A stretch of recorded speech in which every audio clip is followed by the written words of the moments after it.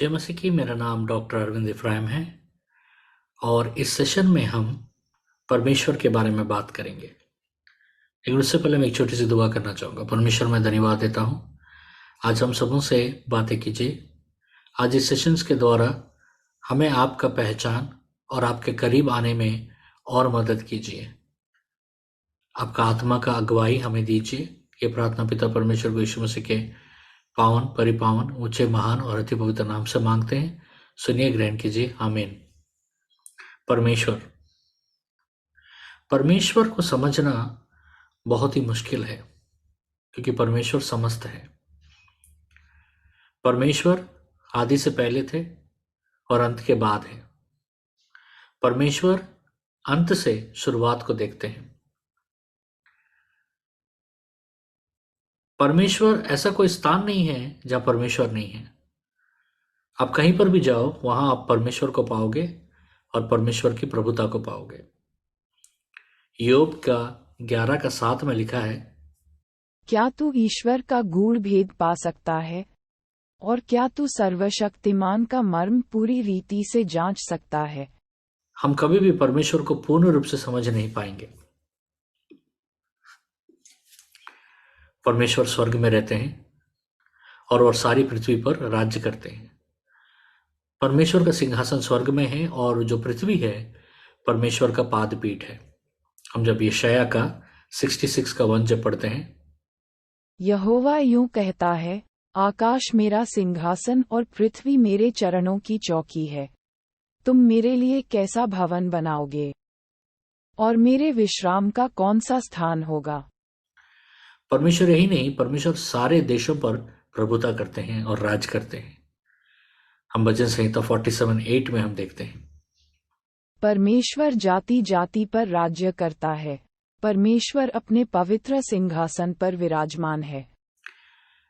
इस स्टडी में हम देखेंगे कुछ विषयों को प्रभु के बारे में, कि परमेश्वर कभी बदलते नहीं हैं, कि परमेश्वर सब जानते हैं और परमेश्वर कैसे हैं, उनके व्यक्तित्व के बारे में हम इस वीडियो सेशन में हम जानेंगे। परमेश्वर कैसे हैं, इसके बारे में सबसे पहला चीज मैं आपको बताना चाहूंगा कि परमेश्वर ने समस्त चीजों का रचना और सृजनहार किए हैं। परमेश्वर ही सृजन करता है सारी चीजों का। नेहमाया का 9:6 में हम पढ़ते हैं, तू ही अकेला यहोवा है, स्वर्ग वरन सबसे ऊंचे स्वर्ग और उसके सब गण, और पृथ्वी और जो कुछ उसमें है, और समुद्र और जो कुछ उसमें है, सबों को तू ही ने बनाया, और सबों की रक्षा तू ही करता है। और स्वर्ग की समस्त सेना तुझी को दंडवत करती है। स्वर्ग में से समस्त चीजों को परमेश्वर ने बनाया, जो दृश्य है, जो अदृश्य है, यानी जो दिख रहा है, जो नहीं भी दिख रहा है, उस सबको परमेश्वर ने बनाया है। परमेश्वर ने जीव जंतुओं को भी बनाया और स्वर्ग में रहने वाले देवदूतों को भी परमेश्वर ने बनाया। परमेश्वर ने स्वर्ग, पृथ्वी, पाताल को बनाया। हर चीज परमेश्वर ने बनाया। जैसे जब हम भजन संहिता 139:13 पढ़ते हैं, मेरे मन का स्वामी तो तू है, तूने मुझे माता के गर्भ में रचा। परमेश्वर अंदरूनी चीजों को बनाया, जो चीज मानव परे के बाहर है और जो चीज मानव कभी समझ नहीं पाता है और कभी समझ नहीं पाएगा, उन चीजों को भी परमेश्वर नहीं बनाया। परमेश्वर सर्वशक्तिमान है। जब हम रोमन्स 9 का 19 से लेकर 21 जब पढ़ते हैं, सो तू मुझसे कहेगा, वह फिर क्यों दोष लगाता है? कौन उसकी इच्छा का सामना करता है? हे मनुष्य, भला तू कौन है, जो परमेश्वर का सामना करता है? क्या गढ़ी हुई वस्तु गढ़ने वाले से कह सकती है कि तूने मुझे ऐसा क्यों बनाया है? क्या कुम्हार को मिट्टी पर अधिकार नहीं, कि एक ही लौंदे में से एक बर्तन आदर के लिए और दूसरे को अनादर के लिए बनाए? तो इसमें कौन सी अचंभे की बात है? यही नहीं कि परमेश्वर का प्रभुता पूरे पृथ्वी पर छाया हुआ है, पृथ्वी के कोने कोने पर छाया हुआ है। जब हम पहला इतिहास 29:11 पढ़ते हैं, हे यहोवा, महिमा, पराक्रम, शोभा, सामर्थ्य और वैभव तेरा ही है, क्योंकि आकाश और पृथ्वी में जो कुछ है वह तेरा ही है, हे यहोवा। राज्य तेरा है, और तू सबों के ऊपर मुख्य और महान ठहरा है। परमेश्वर हमारे मांगने से ज्यादा, हमारी सोच से ज्यादा, हमारी कल्पना से ज्यादा है परमेश्वर। मनुष्य का कल्पना परमेश्वर को परिपूर्ण तरीके से समझ भी नहीं पाएगा, क्योंकि परमेश्वर इतने ताकतवर हैं। एफिशिएंट 3:20 में जब हम पढ़ते हैं, अब जो ऐसा सामर्थी है कि हमारी विनती और समझ से कहीं अधिक काम कर सकता है, उस सामर्थ के अनुसार जो हम में कार्य करता है। परमेश्वर के बारे में मैं और एक चीज बताना चाहता हूं कि परमेश्वर सर्वज्ञानी है। परमेश्वर को सब चीज का ज्ञान है। परमेश्वर इतने ज्ञानी है कि मनुष्य का सबसे बड़ा ज्ञान परमेश्वर की मूर्खता है। मनुष्य कभी भी परमेश्वर के ज्ञान की तुलना में नहीं आ सकता है। इब्रानियों 4:13 में हम पढ़ते हैं, और सृष्टि की कोई वस्तु उससे छिपी नहीं है, वरन जिससे हमें काम है, उसकी आंखों के सामने सब वस्तुएं खुली और बेपर्दा हैं। परमेश्वर की दृष्टि में सब कुछ खुला हुआ है। आप परमेश्वर की दृष्टि में कुछ भी ढका हुआ नहीं है। परमेश्वर सबको देख सकते हैं। परमेश्वर उन चीजों को भी देख सकते हैं जो चीज दिखने के परे है, जो चीज समझने के परे है। परमेश्वर सब समझते हैं। परमेश्वर वचन कहता है 1 यूहन्ना 3:20 में कि परमेश्वर हमारे हृदय से भी ऊंचे हैं। हमारे हृदय में आने वाले विचार विचार तो बाद में आते हैं, लेकिन हमारे हृदय में विचार आने से पहले ही परमेश्वर जानते हैं उन विचारों के बारे में, कि हम कैसे सोचते हैं और कैसे विचार आएंगे। परमेश्वर के बारे में और एक विशेष चीज कि परमेश्वर पवित्र है। 1 सामुएल 2:2 में हम पढ़ते हैं, परमेश्वर से पवित्र कोई नहीं है। पवित्रता परमेश्वर से शुरू होता है और परमेश्वर में खत्म होता है। परमेश्वर पवित्रता के नींव है। परमेश्वर आत्मा में निवास करते हैं। परमेश्वर आत्मा में है।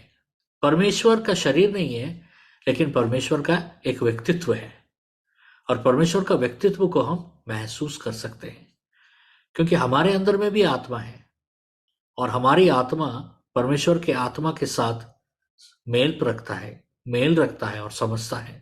जब हम यूहन्ना का सुसमाचार 4:24 में जब हम पढ़ते हैं, जॉन 4:24 में, परमेश्वर आत्मा है, और अवश्य है कि उसके भजन करने वाले आत्मा और सच्चाई से भजन करें।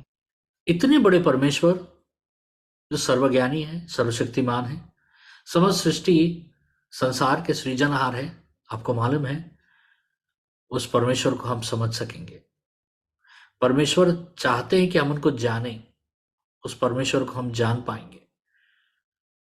याकूब का 4:8 में जब हम पढ़ते हैं, परमेश्वर के निकट आओ, तो वह भी तुम्हारे निकट आएगा।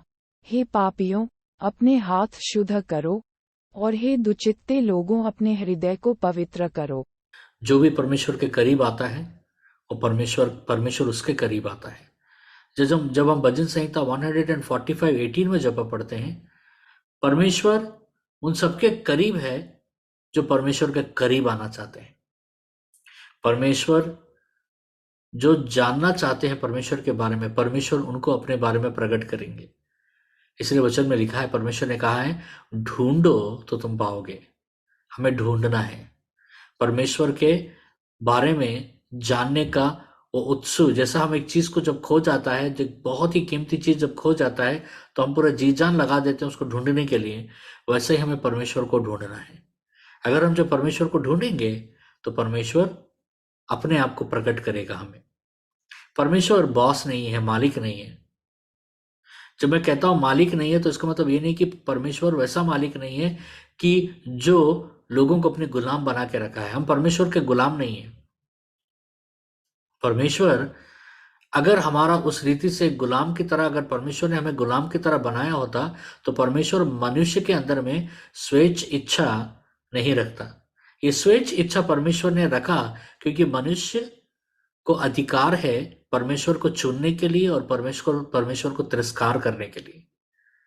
अगर परमेश्वर हमें गुलाम बनाते तो परमेश्वर हमारे मन में कोई इच्छा नहीं रखते। हमें परमेश्वर को चुनना पड़ता, परमेश्वर जो भी कहते हैं हमें करना पड़ता है। लेकिन परमेश्वर ने हमारे अंदर में इच्छा डालकर परमेश्वर ने अपने आप को ये साबित किया कि वो एक पिता है। वो एक ऐसा पिता है जो अपने बच्चों को बलवंत नहीं करते हैं, बल्कि अपने बच्चों को एक स्वेच्छ इच्छा दिए हैं कि निर्णय करे कि उनके पिता के पीछे चलना है या ना चलना है। ये स्वेच्छ इच्छा परमेश्वर ने हमें दिया है। परमेश्वर इसीलिए हमारा पिता है और उनके जैसा कोई नहीं है। अगर हम पहला यूहन्ना 3:1 में जब हम पढ़ते हैं तो देखो पिता ने हमसे कैसा प्रेम किया है कि हम परमेश्वर की संतान कहलाएं, और हम हैं भी, इस कारण संसार हमें नहीं जानता, क्योंकि उसने उसे भी नहीं जाना। और एक जरूरी बात मैं आपको बताना चाहता हूं कि परमेश्वर मंदिरों में निवास नहीं करते।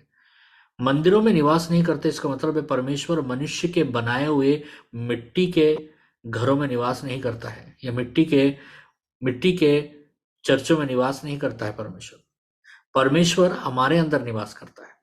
हम परमेश्वर के घर हैं, हम परमेश्वर के मंदिर हैं। बाइबल कहता है प्रेरितों का कार्य का 17, 24, 25 और 28 में जब हम पढ़ते हैं, जिस परमेश्वर ने पृथ्वी और उसकी सब वस्तुओं को बनाया, वह स्वर्ग और पृथ्वी का स्वामी होकर हाथ के बनाए हुए मंदिरों में नहीं रहता, न किसी वस्तु का प्रयोजन रखकर मनुष्यों के हाथों की सेवा लेता है, क्योंकि वह तो आप ही सबको जीवन और श्वास और सब कुछ देता है। क्योंकि हम उसी में जीवित रहते और चलते फिरते और स्थिर रहते हैं, जैसे तुम्हारे कितने कवियों ने भी कहा है कि हम तो उसी के वंश भी हैं। परमेश्वर को हम बांध के नहीं रख सकते या बंद के नहीं रख सकते। परमेश्वर को हम समा नहीं पाएंगे मंदिर में, क्योंकि परमेश्वर ऊंचे हैं, ऊंचे से भी ऊंचे हैं। परमेश्वर के ऊपर कोई नहीं है, परमेश्वर के समानता में कोई नहीं है। जो कुछ भी है इस संसार में, जो रचित है, जो दिखता है, जो नहीं दिखता है, जो दृश्य है, जो अदृश्य है, सब परमेश्वर के अधीन में है। परमेश्वर ने हमें बनाया है। जब हम भजन संहिता 139, 14-16 पढ़ते हैं, मैं तेरा धन्यवाद करूंगा, इसलिए कि मैं भयानक और अद्भुत रीति से रचा गया हूँ। तेरे काम तो आश्चर्य के हैं, और मैं इसे भली भांति जानता हूँ। जब मैं गुप्त में बनाया जाता और पृथ्वी के नीचे स्थानों में रचा जाता था, तब मेरी हड्डियां तुझसे छिपी न थीं। तेरी आंखों ने मेरे बेडौल तत्व को देखा, और मेरे सब अंग जो दिन दिन बनते जाते थे, वे रचे जाने से पहले तेरी पुस्तक में लिखे हुए थे। तो हमें पता चलता है कि परमेश्वर ने हमें बनाया है। यहां पर हम 3 चीजें जानेंगे। जब इस वचन को हम देखते हैं, हम 3 चीज जानते हैं। मां के गर्भ में आने से पहले परमेश्वर हमें जानते थे। परमेश्वर ने हमें बनाया, हमारे संकल्प को बनाया, रचाया, सृजाया। परमेश्वर हमें पहचानते हैं मां के गर्भ में आने से पहले। मां के गर्भ में परमेश्वर हमें जानते हैं। परमेश्वर ने ही हमें मां के गर्भ में रखा। जब तक एक बच्चा पैदा नहीं होता है, माँ बाप उसे पहचान नहीं सकता है।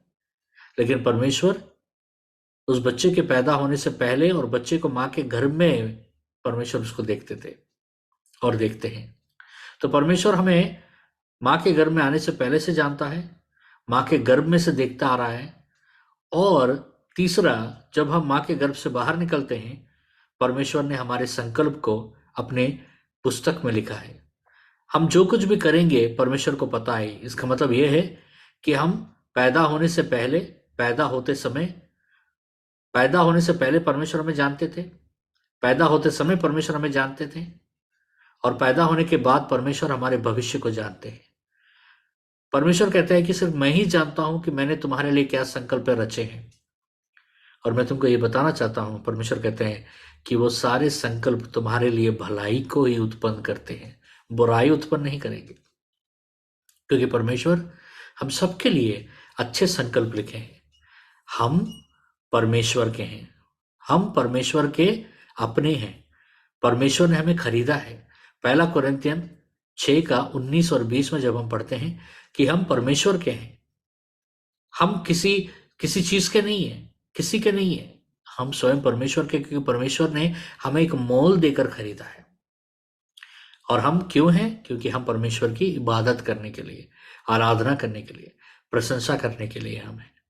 जब हम प्रकाशित का 4:11 पढ़ते हैं, हमारे जीवन से परमेश्वर का महिमा होना चाहिए, हमारे जीवन से परमेश्वर का नाम का बढ़ोतरी होना चाहिए, हमारे जीवन से परमेश्वर पूरे विश्व भर में उनका पहचान होना चाहिए। परमेश्वर से दूर नहीं जाना है हमें। प्रतिदिन हमें यह प्रयास करना है कि हम परमेश्वर के करीब कैसे आ सकें, और हर वो जरिया हमें ढूंढना है कि परमेश्वर के करीब आने के लिए, क्योंकि परमेश्वर चाहते हैं कि हम उनके करीब आए। सिर्फ आए ही नहीं, हम निरंतर उनके करीब में रहे। अगला वीडियो में फिर मिलते हैं। परमेश्वर आपका आशीष दे। God bless you.